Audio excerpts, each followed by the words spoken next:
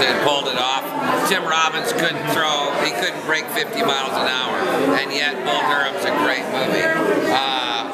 The characterization was stronger than the action. Yeah, that's what the people are there for, the emotion. There's a lot of emotion in baseball. If you look at Field of Dreams, Ray Liotta batted, he was turned around from Shoeless Joe. Yeah, how did that happen? How do you make Shoeless a right-handed hitter after coming through the hereafter? Well, what you look at is Ray Liotta Ray's got a lot of integrity, yet he looks like a bad guy. So when you walk the line of Shoeless Joe, he was the World Series MVP.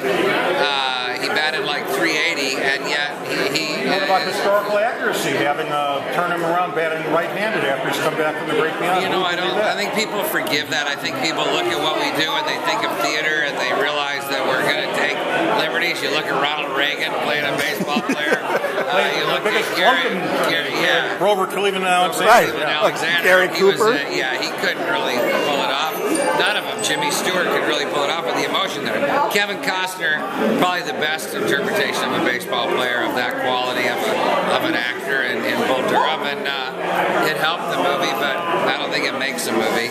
Now, have you directed? I direct. Yeah, I'm a director here. That's what I'm a director. Now, if you were directing a baseball movie, what would be the 3 or 4 things you'd have to have in place before you'd have a final cut? Or in terms of getting the cast, would you have to have realistic athletes and realistic depictions of the action? Well, you know what? I did that in a movie that didn't work quite so well, but it opened across on the Lion King. It was Little Big League, and we had Ken Griffey, and we had really, really good baseball in the movie. I was the worst baseball player in it, and I still played baseball. You know, I don't know if it matters. With that movie, I thought we had really good baseball, and yet the movie wasn't as strong as some of the other baseball movies. I think what I would want, you know, more than anything, which I miss more than anything, is hit the cutoff man. I'd like to see somebody in Major League Baseball hit a cutoff man and keep the runner from going to second. Now, if you had your list of all-time baseball movies, what's your best? A lot of people have different feelings. You go back to the Gary Cooper movie on Lou Gehrig, things like that. You know, I think I can always watch The Natural when it's on. I mean, there was something about The Natural which captured the innocence of baseball, and then what happens to these guys after they become pros, and you know, trying to play the game for the purity of what it is. I think that movie was really strong. I really like The Natural. Bull Durham makes me laugh. You know, Field of Dreams, I'll say. Kevin was really good in that. Kevin was great. As an athlete, too. Yeah, he's a great athlete. Yeah, he is, yeah. You know, I know Kevin was also in for the love of the game, so, I mean, he's a great athlete. You know, we played some ball on that movie, and I've played golf with him and hung out with, played baseball with him, and he's a really good athlete. I love the Gary Cooper movie. I love it just because he looks so much like Lou Gehrig in the movie as the Iron Man. I really like that, and I like Lou Gehrig, and he had a certain kindness about him, Gary Cooper, that I always equated with Lou Gehrig.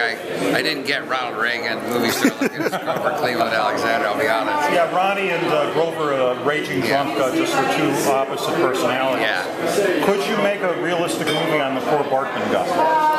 That's a great story, you know, just because the innocent guy goes to the ballpark, he's all dressed in some regalia, and he does something that any fan would do. He does an instinctual thing that may or may not have cost him, you know, the World Series opportunity. But could you make such a movie if you were given the resources? I would love, that's more of a baseball movie I would rather make, you know, I think. It's a tragedy. Yeah. Human tragedy almost. Yeah. Comic tragedy. I actually have a baseball movie in my pocket. It's called, it's based on, it's called Slump Buster.